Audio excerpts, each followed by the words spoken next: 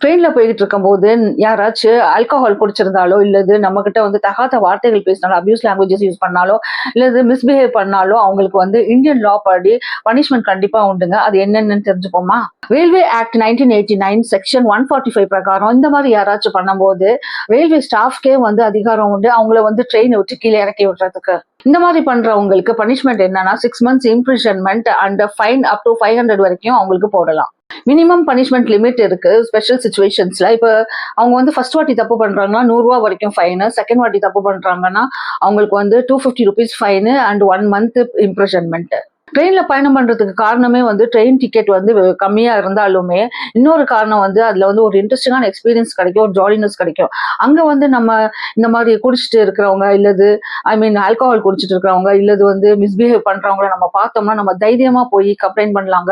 நம்ம railway அத்தாரிட்டிஸ்டே complaint பண்ணலாம். ஏன்னா அவங்களுக்கே ரைட்ஸ் இருக்கு லீகல் ஆக்ஷன் எடுக்கிறதுக்கு. ஸோ நீங்க வந்து இந்த மாதிரி ஏதாச்சும் சந்திச்சிருக்கீங்கன்னா கமெண்ட்ல ஷேர் பண்ணுங்க, நாங்களும் தெரிஞ்சுக்கிறோம். இந்த மாதிரி சின்ன சின்ன அப்டேட்க்கு என்னுடைய சேனலை சப்ஸ்கிரைப் பண்ணிக்கோங்க.